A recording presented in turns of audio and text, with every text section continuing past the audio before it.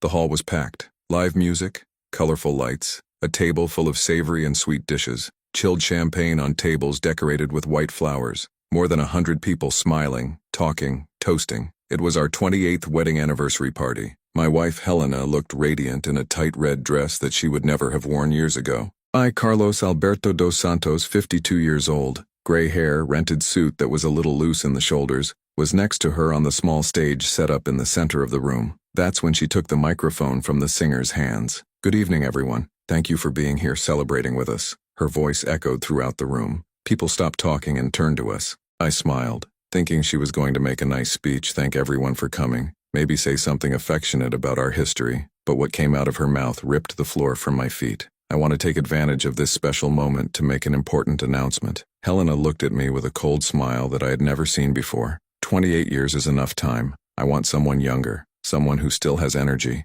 who makes me feel really alive. "Carlos, I want you out of the apartment tomorrow." The silence that fell over the hall was deafening. I felt my legs weaken. My heart raced. I looked around and saw shocked faces, open mouths, looks of pity and embarrassment. My sister Mariana covered her mouth with her hands. My friend Rogerio's eyes widened. Some guests began to whisper among themselves. Others laughed nervously, not knowing if this was some kind of bad joke. But Helena wasn't kidding. She continued speaking, now with a tone of superiority that made me feel smaller than an insect. "Yes, you heard me right. This marriage is over. I deserve better. I deserve someone who isn't anyway, you understand?" She looked me up and down with contempt. Carlos was never enough. He was always mediocre. A man without ambition, without shine. I carried this marriage on my shoulders all these years. Every word was a stab. My mother, Dona Conceição, who had died 3 years before, used to tell me, "Son, when someone humiliates you in public, it's because they want to destroy you from the inside." At that moment, I understood exactly what she meant. Helena wasn't just ending her marriage.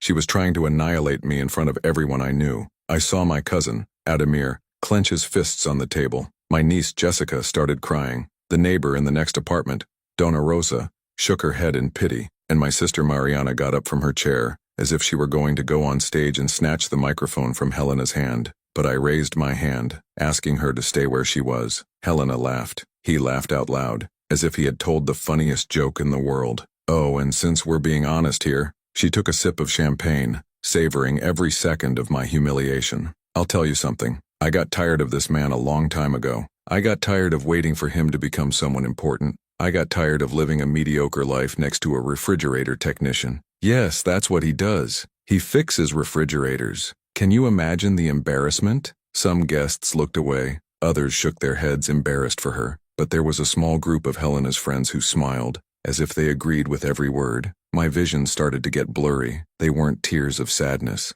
It was anger, a deep hot anger that rose from my chest like lava, because it was all a lie. Plumper. I had built everything. All. The apartment where we lived. I had bought it with my inheritance money when my father died 30 years ago. I was a refrigeration technician and had worked like a convict all my life. I woke up at 5 in the morning, took 3 buses to get to customers, spent the whole day repairing refrigerators, freezers, air conditioning, and returned home at 9 at night. I did this 6 days a week. Sunday was the only day I rested, but I still responded to emergencies when a customer called in despair because the refrigerator had broken down and they were going to lose all their food. I built my own company. I started alone, with an old toolbox that had belonged to my father. Today I had 4 employees. It was no empire, but it was honest. It was worthy. It was mine. Helena had stopped working 2 years after we got married. He said he wanted to dedicate himself to the house. But the truth is that she spent her days watching soap operas, going to the beauty salon, having lunch with her friends. I paid for everything, every bill, every outfit, every dinner out, every trip she took with her friends to the beach, every imported cream she bought, every aesthetic treatment she did, and there was more. Is it a party? I had spent 3 months saving money to pay for everything. Helena had made a point of choosing the most expensive salon in the region. "I want to impress my friends," she had said, and I, as always, agreed, because I loved that woman, because I believed she deserved the best, even if it meant me working even harder. And now she was publicly humiliating me at my own party, with my own money, in front of people I had known for decades. "So that's it, guys." Helena raised her glass of champagne. "Enjoy the party because this is my liberation party. And Carlos, don't forget to take your things early tomorrow. I don't want any drama. Oh, and leave the keys on the table in the living room." She laughed again. Some of her friends clapped. I saw the face of one of them, Patricia, a thin woman with bleached blonde hair, and I realized that she was loving every second of it. Other guests got up, uncomfortable, and began to leave the room. My cousin Adamir approached me. "Carlos, let's go, bro. You don't have to put up with this." But I didn't move, because at that moment something inside me broke. It wasn't despair, it wasn't sadness, it was absolute clarity. It was as if a fog that had covered my eyes for years had lifted all at once. I turned to the singer who was next to Helena, still holding the microphone stand, and held out my hand. "Can I borrow this for a minute?" He hesitated, looking from me to Helena with a confused expression, but something on my face must have convinced him, because he handed me the microphone without saying anything. Helena looked at me with disdain, crossing her arms. "What are you going to do, Carlos? Cry? Beg? It won't help. My decision has been made." I turned towards the hall, more than 100 faces staring at me, some with pity, others with morbid curiosity. Others were still trying to contain their laughter, thinking that this was some kind of planned show. I took a deep breath. My hand was shaking slightly, but my voice was steady as I began to speak. "Good evening, everyone." The hall was completely silent. "I know you just witnessed something unusual. My wife just kicked me out of my own apartment." Helena frowned. For the first time, I saw a flicker of uncertainty in her eyes. I continued, looking directly at her. "From my apartment, Helena. That apartment where you've lived for 28 years. It was bought by me with the money from my father's inheritance. It's in my name. Only in my name. You never put a penny into that property. In fact, you never put a penny into anything in that house, because you haven't worked in 26 years. Her expression changed. The confident smile began to crack like an old wall. "And since we are making public announcements," I continued, feeling a bitter pleasure rising in my throat, "let me take the opportunity to clarify a few things for our guests. That beautiful red dress you are wearing, I paid 2,000 reis. The salon we are in now, I paid 8,000 reis. The food, the drink, the decoration, the sound, I paid for everything, with the money I earned fixing the refrigerator." I paused, letting the words sink in. "And you know what's funny, Helena? You're ashamed to say that your husband fixes refrigerators, but you're not ashamed to spend the money that comes from this work. Do you think that imported bag you bought last month appeared out of nowhere? There were 3 commercial refrigerators that I repaired in a hotel." Some guests began to murmur among themselves. I saw Rogerio nod his head, agreeing with me. Mariana had tears in her eyes, but she was smiling. The silence was different now. People were really paying attention. It was no longer morbid curiosity, it was respect. "And you know what else?" My voice got stronger. "You said you want someone younger, someone with energy, someone who makes you feel alive." I laughed, but there was no humor in that sound. "Do you think any younger man would want a 50-year-old woman who hasn't worked in 26 years, who doesn't have a penny to her name, who doesn't know how to do anything other than spend other people's money?" Helena turned pale. She opened her mouth to respond, but no sound came out. "So here's my announcement, as today is Important Announcement Day." I looked around the room, making eye contact with each person. "Tomorrow morning I won't leave the apartment, but you will, Helena. And you can take your clothes, your makeup, your jewelry, everything you want, but the apartment stays with me. The beach house that my mother left me as an inheritance also stays with me. And the car in the garage, that 2020 Corolla that you love to drive, it also stays with me, because it's in my name." Some people started to clap, slowly at first, but soon the sound grew. Rogerio stood up and shouted, "That's it, Carlos, show her!" I turned to the guests for the last time. "Enjoy the party, guys. Eat, drink, dance. After all, I paid for all of this. And Helena, if you want someone younger, I suggest you start looking for a job first, because starting tomorrow you'll need to pay your own bills. And you can start by paying half of this party, 4,000 reis. I'll take it in installments." I gave the microphone back to the singer and got off the stage. The hall exploded. Half the people were clapping and shouting my name. The other half, especially Helena's friends, remained completely silent, not knowing how to react. Some ran away, embarrassed. Helena stood still on the stage, holding the champagne glass so tightly that I thought the glass would break. His face was red with anger and humiliation. The hands were shaking. I walked over to my sister, who hugged me tightly. "Carlos, you were amazing," she whispered in my ear. "Mom would be so proud of you right now." But I didn't feel amazing. I felt a huge emptiness in my chest. 28 years of marriage had ended in 5 minutes of public humiliation, followed by another 5 minutes of counterattack. And the worst part? I didn't even know what had happened. How did we get there? When had Helena changed so much? Or was she always like this and I was blind? Mariana pulled me to sit at one of the tables. Rogerio brought a glass of whiskey. "Take this, brother, you need it." I drank it in one gulp. The drink burned my throat, but it was exactly what I needed. That's when I felt Mariana tense up next to me. She was looking over my shoulder with a strange expression. Carlos, yeah, do you see that? I turned around. On the other side of the room, close to the exit, Helena had come down from the stage. She was talking to someone. A tall young man, no more than 30 years old, in a well-tailored navy blue suit, gelled hair combed to the side, one of those drawn beards that looked like he had come out of a magazine. He was handsome, I had to admit, but what caught my attention the most wasn't his appearance. It was the way Helena looked at him. He held her arm familiarly. It wasn't the touch of a stranger offering comfort. It was the touch of someone intimate. He pulled her into the hallway that led to the bathrooms. Helena looked around quickly as if checking if anyone was paying attention and then followed him. And what caught my attention the most was the way she smiled at him before disappearing into the hallway. It wasn't a smile of shame or anger. It was a smile, intimate, accomplice, passionate. Who is that guy? I asked Mariana, feeling my stomach turn. She bit her lip, exchanging a worried look with Rogerio. I was going to tell you after the party, but Mariana held my hand. Carlos, I think she's cheating on you. I saw her with this man 2 weeks ago at the mall. They were holding hands. I thought about telling you right away, but you were so happy planning this party, so excited about your wedding anniversary. My blood ran cold. Rogerio leaned forward. I've seen him too, bro. Last month, he was leaving your building when I went to visit you. I thought he was a new neighbor. So it wasn't just contempt. It wasn't just selfishness. It wasn't a sudden decision made on impulse. It was treason, and it probably wasn't from today. I felt a sharp pain in my chest, as if someone had stuck a knife in it and turned it. Helena hadn't just decided to leave me. She had betrayed me, probably for months, maybe for years. And that man was there at our 28th wedding anniversary party, at the party I had paid for, watching her publicly humiliate me. Carlos, are you okay? Mariana shook my hand. No, I replied sincerely, but I'll stay. I looked at the hallway where Helena and the man had disappeared. They hadn't come back yet, and in that moment, sitting at that table, surrounded by people who truly loved me,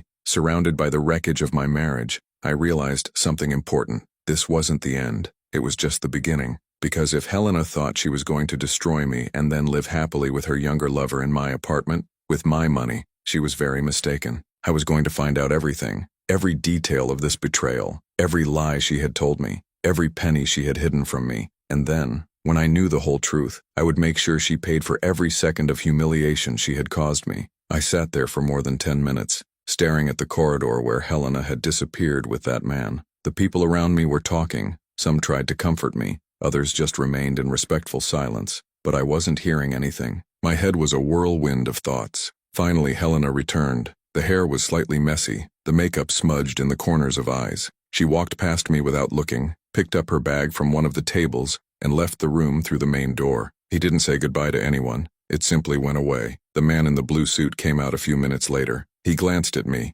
and I swear I saw a mocking smile at the corner of his mouth before it disappeared. Let's go home, Carlos. Mariana touched my shoulder. You don't have to stay here. But I stayed. I stayed until the end. I greeted each person who came to support me. I thanked those who stayed. I paid what was left to the salon owner and left with my head held high. When I got home, it was almost 2 in the morning. The apartment was dark and silent. I opened the door expecting to find Helena packing, or perhaps sleeping in the room. But the apartment was empty. I walked through the rooms, turning on the lights. The bed was made. Helena's closet was intact. She hadn't taken anything, not even a toothbrush. I sat on the edge of the bed, and that's when everything fell apart. I cried. I cried like I hadn't cried since the day my mother died. I cried because of the humiliation, for betrayal, for 28 years that seemed to have been thrown in the trash as if they were worthless. But amidst the tears, a memory came to my mind. It was my 30th birthday. Helena and I had just gotten married 2 years ago. We were in that same apartment, which at the time only had the basics.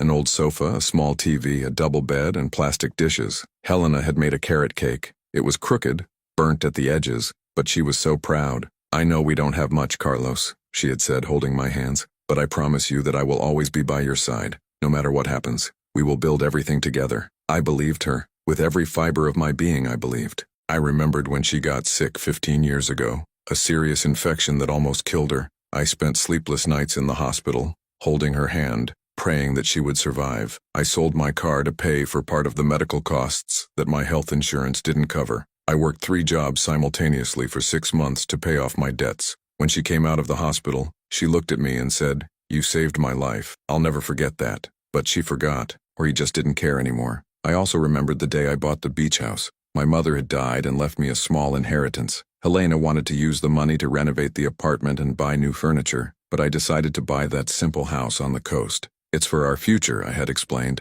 When we retire, we're going to live there. It's going to be our refuge. Helena had been angry at the time, said I was selfish, who thought only of me. But after a few months, she started to like the idea. She started going there with her friends on the weekends. Now I understood why. She probably took him there. I wiped the tears and got up. I couldn't spend the night regretting it. I needed to act. I needed to find out the full truth. I went to the office that I had set up in one of the bedrooms. I turned on the computer and started searching. I opened our joint bank account online, and what I saw left me cold. In the last 6 months, Helena had transferred more than 40,000 Rs from our account to another account that I didn't know about. They were small amounts, 2,000 to 3,000 Rs at a time, but added together they amounted to a fortune. I was working like a convict and she was diverting my money to a secret account. I wrote down the account number. I continued investigating. I went to the closet where we kept important documents. I spent more than an hour looking through folders until I found something strange. A contract. A beach house rental contract.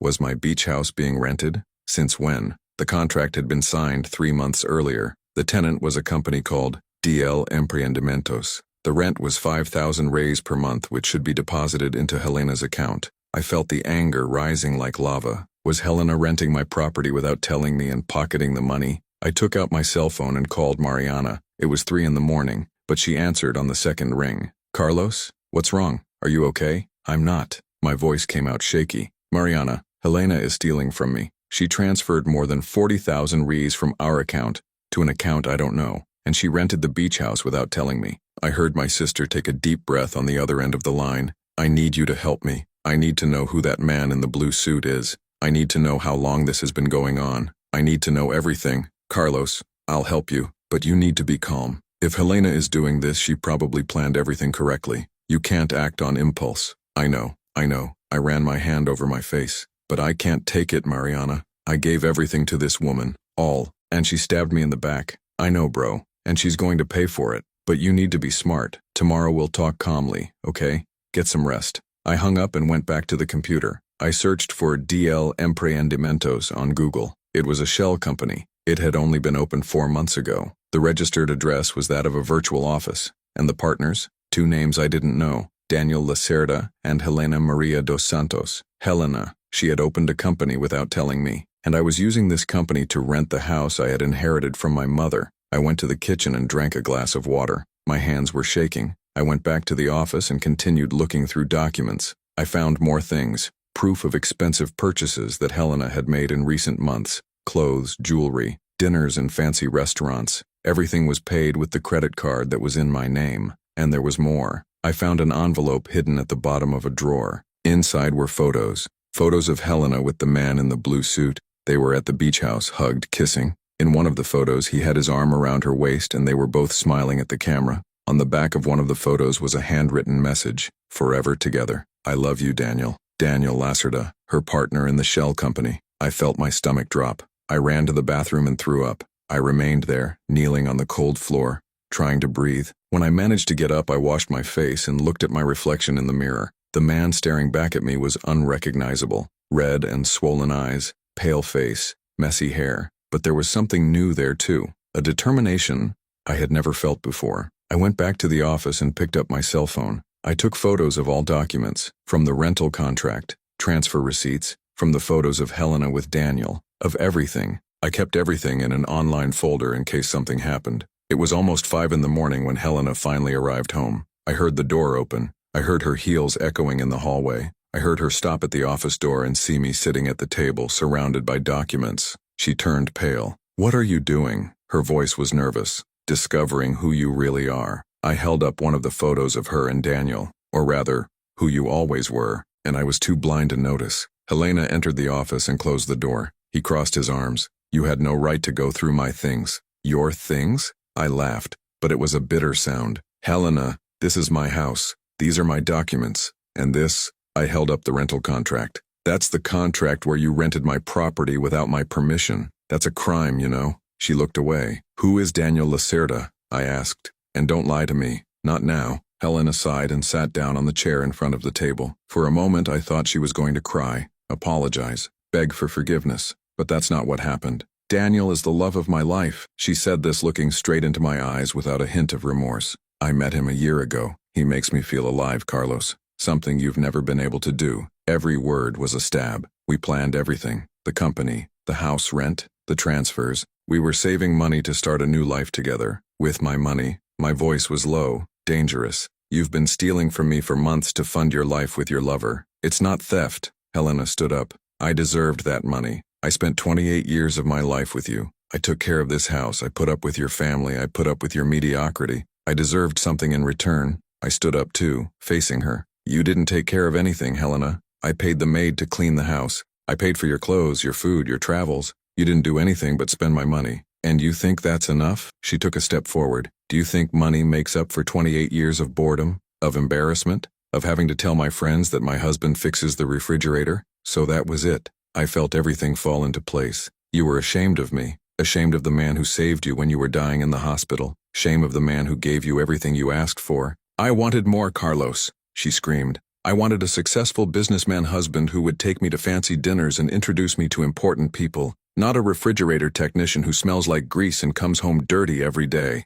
The silence that followed was absolute. I looked at that woman in front of me and didn't recognize anything about her. The Helena that I had loved, or thought I loved, never existed. She was always that. Superficial, interesting, cruel. Get out of my house. My voice was calm, cold. Soon, Helena took the bag. I'm going to stay at the hotel with Daniel. Tomorrow I'll come and pick me up. Things. You can look for it, but if you touch a penny of what's mine, I'll sue you. She laughed. Good luck with that, Carlos. The beach house is in my name too. I took care of it. My blood ran cold. Like this? Daniel has a dispatcher friend. We transferred the deed 3 months ago. I forged his signature. She smiled. That house is mine now, and you can't do anything. She left the office. I heard the front door slam. I stood there processing what I had just heard. Helena had forged my signature. He had stolen my property, and I had the proof of all this in my hands. I picked up the phone and dialed the number of a lawyer I knew, Dr. Paulo, a serious man who had already helped me with work contracts. He answered on the third ring, with a sleepy voice.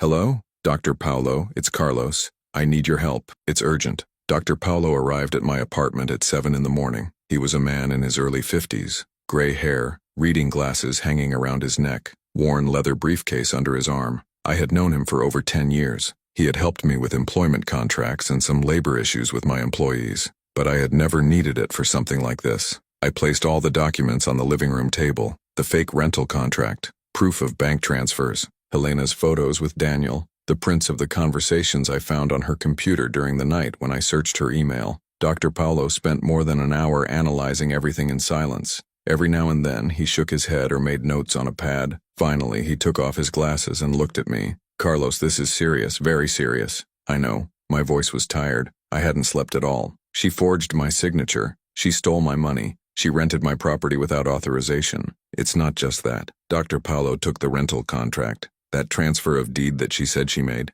If she really forged her signature, that is a crime of embezzlement and falsification of a public document. It could result in 2 to 6 years in prison. I felt a shiver. Prison? Yes. And there's more. These bank transfers? If you can prove that she did it without your consent, that's embezzlement. Another 2 to 4 years. I got up and walked to the window. The sun was rising, turning the sky orange and pink. Downstairs, people were already going to work. Normal life continued. But my life had turned into a nightmare. I want to sue her, Dr. Paulo. I want her to pay for everything. I'll help you. He put the documents in the folder. But first, we need to do a few things. Let's go to the notary's office to check whether this deed transfer really happened. If it did, we'll ask for graphotechnical expertise to prove that the signature is fake. We'll also block that bank account where she transferred the money. And we need a detailed police report. When do we start? Now. We spent the whole day running around looking for documents. We went to the registry office where the beach house was registered, and my worst nightmare was confirmed. The deed had been transferred to Helena's name 3 months earlier.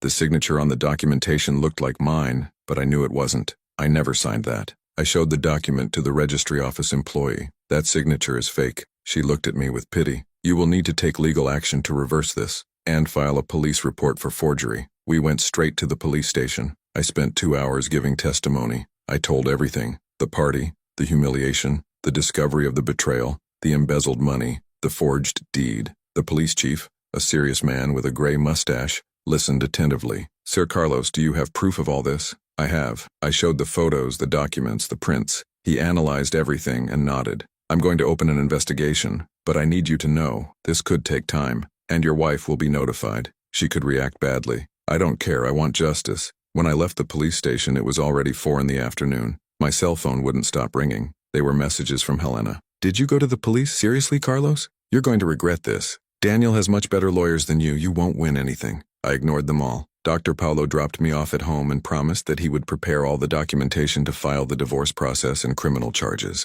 I went up to the apartment exhausted. That's when I heard voices coming from inside. I opened the door slowly. Helena was there, and Daniel too. They were in the living room, sitting on my sofa, drinking my whiskey as if they owned the place. Look who's here. Daniel stood up. He was even taller in person, over 6 feet tall, broad shoulders, that arrogant smile of someone who has never lost anything in their life. The refrigerator technician. I felt the anger boil. Get out of my house. Now. Helena laughed. Your house? Carlos, don't you understand yet? This house isn't just yours anymore. In the divorce, I'll be entitled to half of everything, and with Daniel's lawyers, I'll get even more. Lawyers won't change the fact that you committed crimes. I entered the room and closed the door. Document forgery, embezzlement, misappropriation. You're going to jail, Helena. She blinked, but the smile didn't leave her face. Do you really think anyone will believe you? A refrigerator technician against me and Daniel? He's a businessman, Carlos. He has connections. He knows judges, prosecutors, important people. Daniel took a step towards me. Look here, old man. You're causing unnecessary problems. Helena just wants what's fair. You've been married for 28 years. She's entitled to something. She is entitled to what the law dictates, not what she stole. He stole? Daniel laughed. Man, she was your wife. Everything you had was both of you. Not when she transfers hidden money to a secret account. Not when she forges my signature to steal my property. Daniel came closer. We were face to face. He was taller and younger, but I wasn't going to be intimidated. You need to learn to accept defeat, old man. Helena doesn't love you anymore. She loves me, and we're going to be together, with or without your approval. They can be in jail together. That's when he pushed me. It wasn't strong, but it was enough to make me take 2 steps back. Be careful what you say. His voice became low, threatening. You don't know who you're messing with. I could have fought back. I could have punched him in that perfect face, but I remembered what Dr. Paulo had said. Don't do anything that could be used against you in the process. So I took a deep breath and walked away. Get out of my house now, or I'll call the police. Helena got up and picked up her bag. We're leaving, but don't think this is over, Carlos. You're going to lose everything. Your home, your money, your dignity, and you're going to be alone, like you always should have been. They left. I heard the door slam. I stood there in the middle of the room, shaking with anger. I picked up my cell phone and called Mariana. Sis, I need your help. I need to find out everything about this Daniel, who he is, what he does, where he came from, everything. I'm already on it. Her voice was determined. Rogerio knows a private investigator, a good guy. He's already started gathering information. How long will it take? About 2 or 3 days, but Carlos, you need to be careful. This guy seems dangerous. I know, but I'm not giving up, not after everything she's done. I hung up and went to take a shower. I spent more than 30 minutes under the hot water, trying to wash away the feeling of disgust that I had left after that confrontation. When I left, I put on clean clothes and went to the kitchen to prepare something to eat. I hadn't eaten since the night before. That's when I heard my cell phone ring. It was an unknown number. Hello? Carlos Alberto dos Santos? The voice was masculine, deep, professional. Yes, it's me. My name is Ricardo Mendez. I'm the investigator your sister hired. I need to talk to you. Urgently. I discovered some things about Daniel Lacerda that you need to know. My heart accelerated. He can talk. Not over the phone. Can we meet somewhere? You can come to my apartment. I'll be there in an hour. Ricardo arrived exactly 1 hour later. He was a man of about 40, black like me, bald, wearing a denim jacket and holding a folder of papers. We sat at the table in the living room, and he opened the folder. Mr. Carlos, Daniel Lacerda is not who he says he is. Like this? He introduces himself as a businessman, correct? He says he has connections, that he knows important people. Yes, bullshit. Daniel Lacerda is a scammer. He has already carried out the same scam on at least 3 other women in the last 5 years. I felt my stomach go cold. Ricardo placed some photos on the table. They were photos of Daniel with different women, all older, all well-dressed. That's his pattern. He looks for mature women, usually married, usually with some wealth. He wins them over, talks them out of the marriage, and then he starts stealing. Money, property, jewelry. After he takes everything he can, he disappears. My God, I ran my hand over my face. Helena doesn't know that? Probably not. He's very good at what he does. Check it out. Ricardo took another document. This here is Marcia Ferreira. She had been married for 25 years. Daniel appeared, seduced her, convinced her to get a divorce. She transferred more than 200,000 reais to him. When the money ran out, he disappeared. She tried to find him, but the phone was off. The address he had given was false. And this other one? I pointed to another photo. Claudia Santos, married for 30 years. Same story, laugh. She even sold her house to give him money to invest in a business that never existed. Lost everything. Her husband committed suicide. I felt a shiver down my spine. And this last one here, Luciana Rocha, is admitted to a psychiatric clinic. She went into a deep depression after she lost everything. Ricardo looked me in the eyes. Mr. Carlos, your wife is being manipulated by a criminal, and if the pattern repeats when he gets everything he wants from her, he will disappear, and she will be left with nothing, without you, without money, without properties, nothing. I was silent for a long moment, processing it all. Part of me wanted to feel sorry for Helena. I wanted to warn her of the danger, but the other part, the part that was still bleeding from the wounds of humiliation and betrayal, thought, she deserves it. Do you have proof of all this? I asked. Yes. Police reports, processes, statements from victims, everything documented. Does this change anything in my case? It changes everything. Daniel is using his wife to carry out the scam. If she really forged his signature and stole his money, it was probably his idea, and that means he is a co-perpetrator of the crimes. We can use this information to strengthen his defense and to prosecute him too. I want to sue him. My voice was firm. I want him to pay for everything. Ricardo nodded. I'll pass on all this information to your lawyer. And Mr. Carlos, there's one more thing. What? I found out where Daniel is living. He rented an apartment in an upscale neighborhood using the name of one of his shell companies, and his wife is living there with him. How did you find that out? I have my sources. He smiled discreetly. And I also have photos of them entering and leaving the building. If I need it, I can get more evidence. Necessary. I stood up and extended my hand. Thank you, Ricardo. You don't know how much this means to me. He shook my hand. I'm just doing my job. But Mr. Carlos, I need you to be careful. Daniel is dangerous. When he realizes he's being investigated, he may react badly. Don't meet him alone. Don't accept any drink or food he offers. And don't get into a physical confrontation. I'll be careful. After Ricardo left, I sat in the living room, looking at all those photos and documents spread out on the table. Helena was being deceived, manipulated by a professional scammer who only wanted her money, or rather my money. Part of me should feel bad for her, but I couldn't, because she had chosen to believe him. I had chosen to humiliate myself. He had chosen to betray me, and now he was going to pay the price. I took out my cell phone and sent a message to Dr. Paulo with the photos that Ricardo had sent me. Doctor, we found important information about Daniel. He's a scammer. He's done this to other women. I have proof. The answer came 2 minutes later. Excellent. This strengthens our case. I will prepare a criminal representation against him as well. See you tomorrow to work out the details. I released the breath I was holding. For the first time since that fateful night at the party, I felt like I had a real chance of winning this battle. I went to the room and tried to sleep, but I couldn't. My mind wouldn't stop spinning. It was 3 in the morning when I heard my cell phone ring.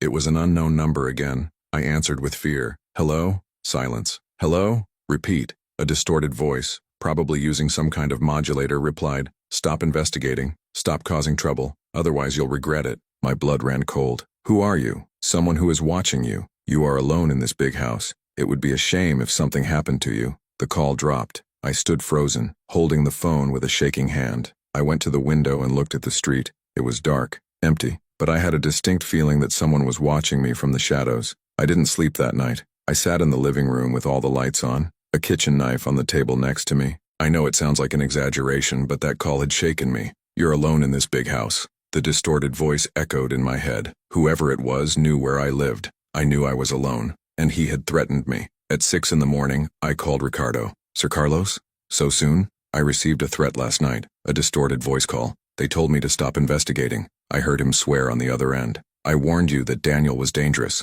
Are you home now? Yes. I'm going to send someone to patrol your street, and I'm going to install security cameras at the entrance to your building. Don't go out alone. If you need to go somewhere, call me, and I'll accompany you. Ricardo, this is getting out of control. I know, but you've come too far to give up now. If you back down, he'll think he's won. You need to be strong. You a little longer. I hung up and looked out the window. The sun was rising. One more day. But this time, I wasn't alone. There was Ricardo. There was Dr. Paulo. There was Mariana. At 9 in the morning, Dr. Paulo arrived with an even thicker folder of documents. Carlos, I have news. I managed to speak to one of Daniel's victims, Marcia Ferreira. She agreed to give a statement. And there's more. She has recordings of conversations where he admits to having carried out scams. I felt a twinge of hope. Can this be used in the process? It can, and it will destroy his defense. I also managed to contact a prosecutor who is interested in the case. Crimes against property involving multiple victims attract the attention of the public prosecutor's office.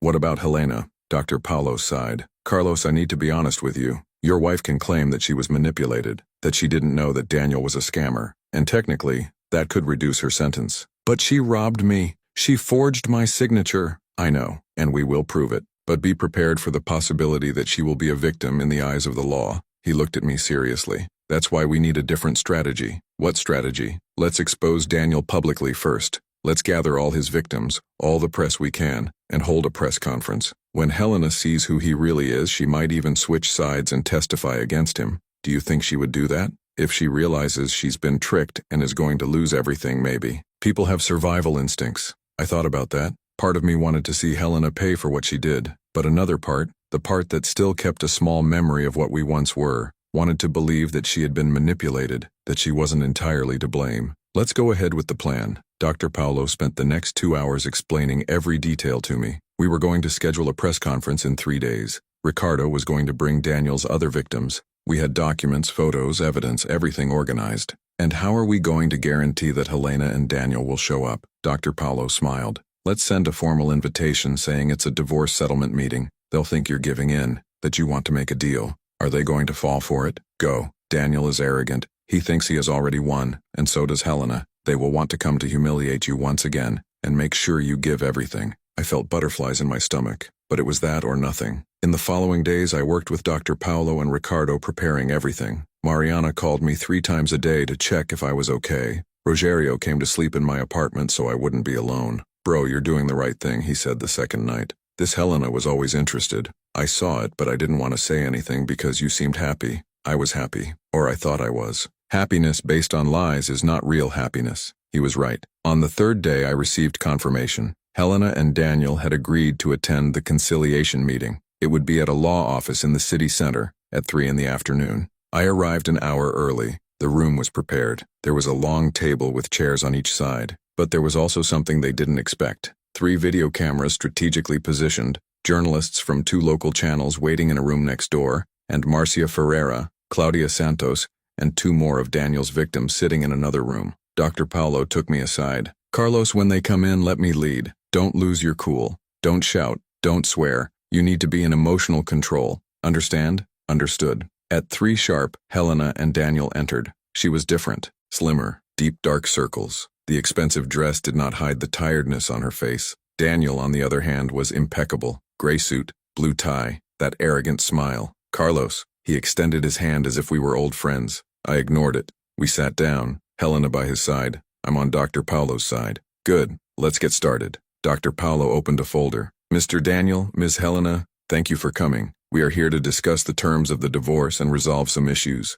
Daniel leaned forward in his chair. Great. Let's save time. Helena wants half of everything. The apartment, the beach house, the savings. Oh wait, the beach house is already hers. He winked at me sarcastically. I felt the anger boil, but I took a deep breath. Actually, Dr. Paulo said calmly, we are here for another reason. Mr. Daniel Lacerda, do you know Marcia Ferreira? Daniel blinked. Who? Marcia Ferreira, Claudia Santos, Luciana Rocha, Patricia Mendez. Dr. Paulo placed photos of the women on the table. They all have something in common. Do you know them? Daniel's expression changed. The smile disappeared. I don't know what you're talking about. No? Dr. Paulo opened another folder. Because they all register, there were police reports against you. All of them were victims of fraud. They all lost money, property, and dignity because of you. Helena looked at Daniel, confused. What is he talking about? It's a lie, love. It's a setup by your husband. Frame? Dr. Paulo gave a signal and the door opened. Marcia, Claudia, and the other 2 women entered. Helena turned white.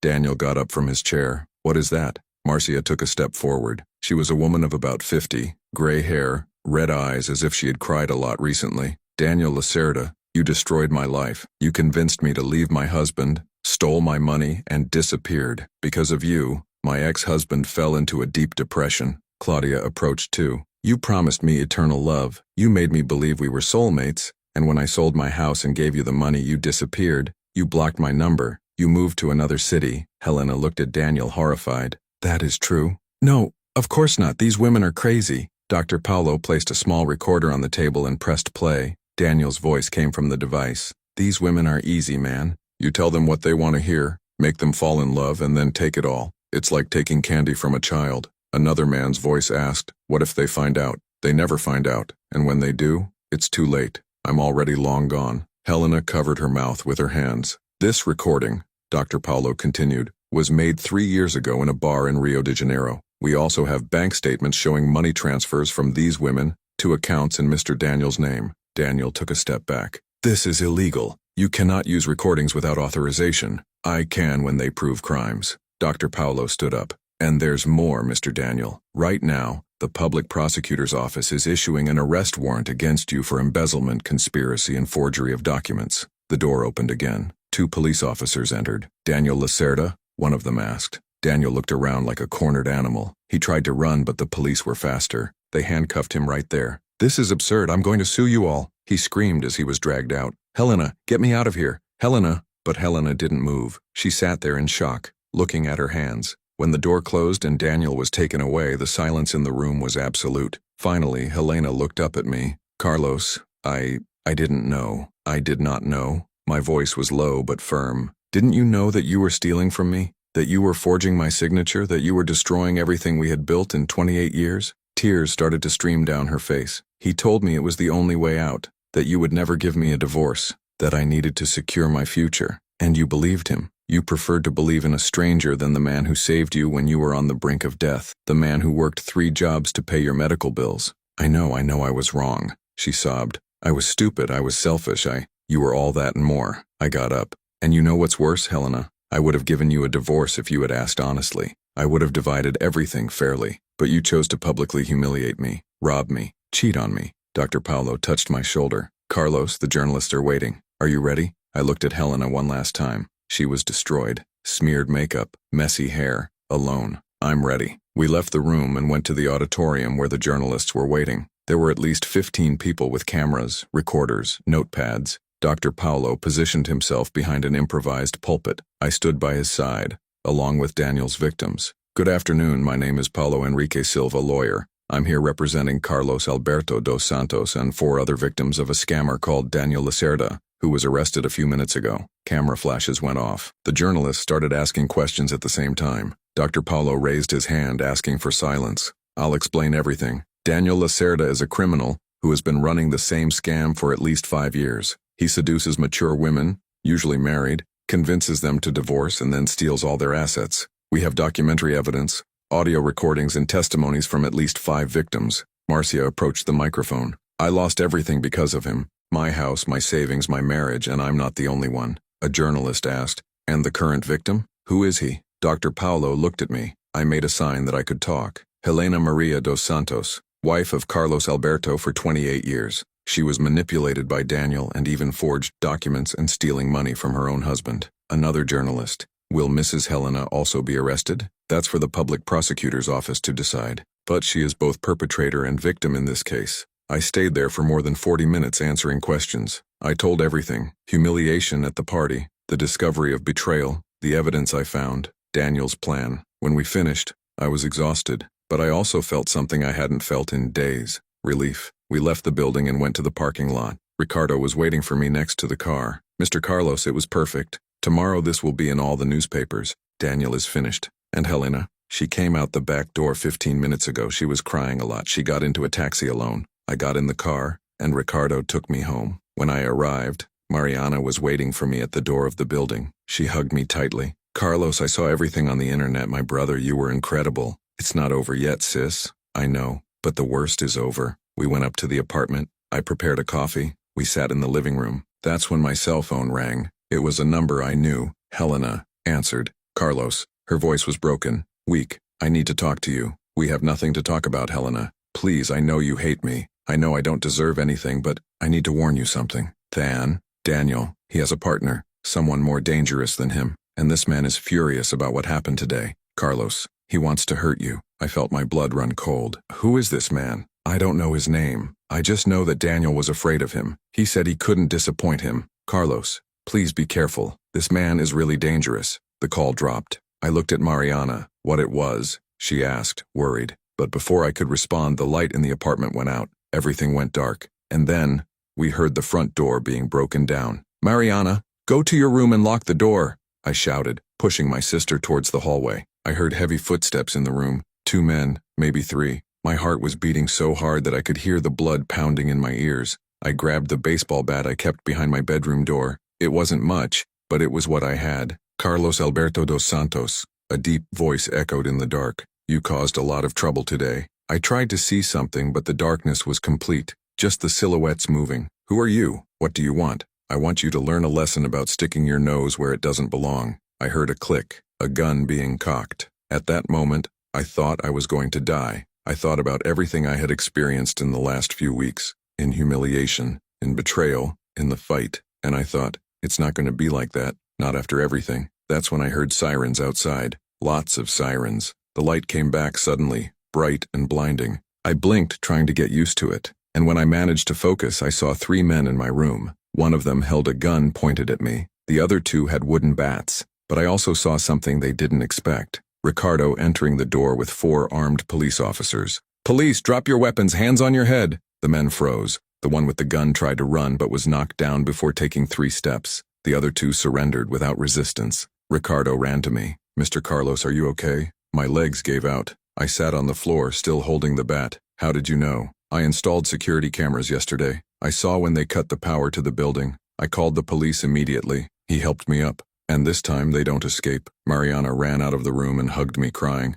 "Carlos," I thought. "It's okay, sis. It's over." The police handcuffed the 3 men. One of them, the one with the gun, was older, in his 50s, bald, with a scar on his face. He looked at me with pure hatred. "You don't know who you're messing with, old man. It doesn't end here." One of the police officers pushed him. "Shut up. You have the right to remain silent. I suggest you use it." The deputy, who had attended to me days before, entered the apartment. "Mr. Carlos, we managed to identify these men. They are known to the police. They have an extensive record. Criminal association, extortion, threats, and their leader," he pointed to the man with the scar. "It's Mario Bento. He's Daniel Lacerda's partner that his ex-wife mentioned." I felt a shiver. He was going to kill me? Probably. But now he will be charged with home invasion, illegal possession of a weapon, conspiracy, and attempted murder. It won't see the light of day anytime soon. They took all 3. The apartment was silent, only the sound of the sirens below receding. I sat on the sofa. Mariana prepared tea. Rogerio arrived 10 minutes later, panting, having run from the parking lot.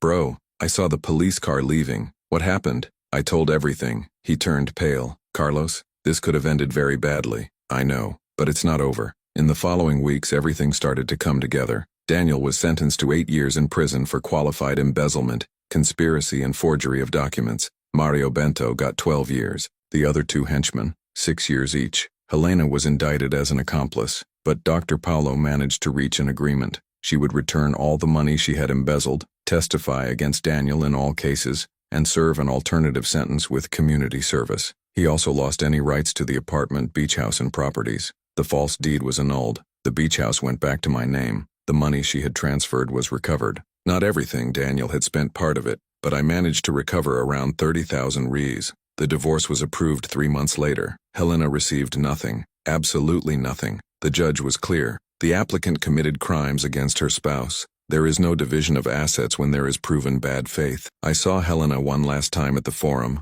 on the day of the final sentence. She was unrecognizable, undyed hair, showing gray strands, no makeup, simple outfit, too thin, aged. She looked at me from afar and her eyes filled with tears, but he didn't come any closer, and I didn't go to her, because I no longer felt angry. I didn't feel hate. I just felt nothing, a void where love once existed, and maybe that was worse than any negative feeling. I came home that day and looked around the apartment. It was silent, empty, but it was mine. Every brick, every piece of furniture, every memory that hadn't been tainted by betrayal. Mariana was right when she said weeks before, sometimes God allows us to lose things to discover what is really worth it. I had lost a wife, but I had discovered who my true friends were. My sister who never abandoned me. Rogerio who slept on my sofa so I wouldn't be alone. Ricardo who saved my life. Dr. Paulo who fought for me. 3 months after the sentence, I sold the apartment. It was too big for me alone, and each room held memories that I needed to leave behind.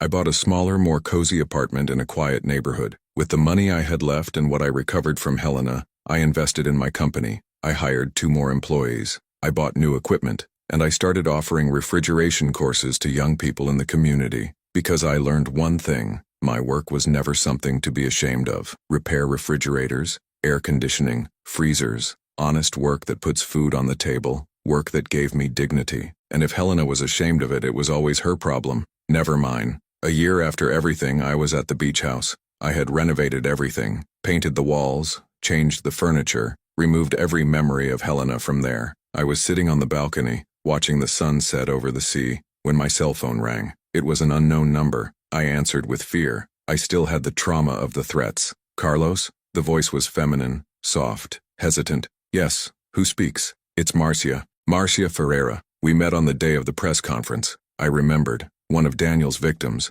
Hi, Marcia. How are you? I'm better. Much better, actually. I managed to rebuild my life. I'm back to work, I'm paying off my debts, and I wanted to thank you. Thank you? Why? Because if you hadn't had the courage to expose Daniel, he would have continued destroying lives. You saved many women from going through what I went through. I felt a lump in my throat. I only did what was right. I know, and it was brave. I wanted to ask you something. Would you like to get coffee sometime? It's not romantic at all. I wanted to talk to someone who understands what it's like to be betrayed. Someone who knows what it's like to rebuild. I thought for a moment. I'd been alone for a year focused on healing myself, on rebuilding my life, on finding peace, and perhaps it was time to make room for new possibilities. I'd love to, Marcia. We scheduled it for the following week. It wasn't a romantic date. It was 2 people who had been through the same hell trying to find light at the end of the tunnel. And you know what? It was good. We talked for 3 hours. We laugh. We cried a little. We share pains and victories. Marcia became a friend. And then, in time, something more. But that's another story. What matters is that I learned some lessons that I will carry with me forever. First lesson: never be ashamed of your honest work. It doesn't matter if you are a doctor, engineer, refrigerator technician, or street cleaner. If you work with dignity, you deserve respect. Second lesson: pay attention to the signs. Helena had changed years ago, but I was blind. When someone stops valuing you, when they start to feel ashamed of you, it's because love has already died, and you can't resurrect what is already buried. Third lesson: document everything. If I hadn't had proof, if I hadn't kept every receipt, every photo, every document, Helena and Daniel could have completely destroyed me. Lesson 4. Your dignity does not depend on how much money you have or what car you drive. It depends on how you treat people and how you react when everything falls apart. I could have given up. I could have turned myself in, but I chose to fight. Fifth lesson: justice is not always quick, but when it comes, it is sweet. See Daniel and Mario behind bars. Seeing Helena losing everything she stole from me. It didn't bring my happiness back, but it did bring closure. And the last lesson, perhaps the most important: you can rebuild. It doesn't matter how many years you lost, how much you suffered, how much humiliation you went through. You can pick yourself up, dust yourself off, and start again. Today, 2 years after that fateful night at the party, I look in the mirror and see a different man. Stronger, wiser, with scars, yes,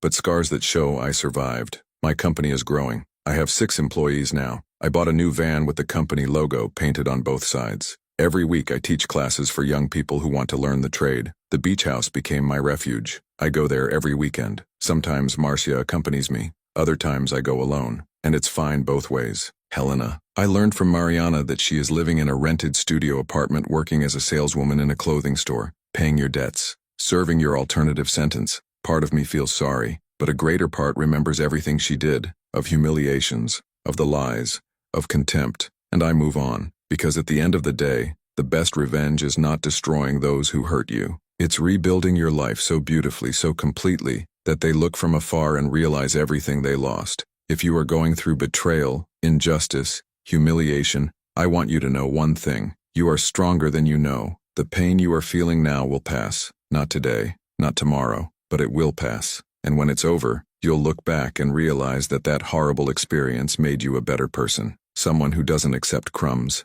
Someone who knows their worth. My name is Carlos Alberto dos Santos. I am 54 years old. I'm a refrigeration technician, and I'm proud of that. I spent 28 years of my life with a woman who was ashamed of me. But today I know that the problem was never me. She was the one who never deserved me. And now, finally, I am at peace. Sometimes the people who promise to stay forever are the first to abandon you, but that doesn't mean you're worthless. It means that they didn't know how to see the treasure they had next to them. Honest work has never been a reason to be ashamed. It's shameful to lie, steal, betray, and then want to play the victim. Life can knock you down 1,000 times, but you only really lose when you decide not to get up again. Get up, rebuild yourself, and show the world what you're made of, because in the end, the sweetest revenge is your own happiness.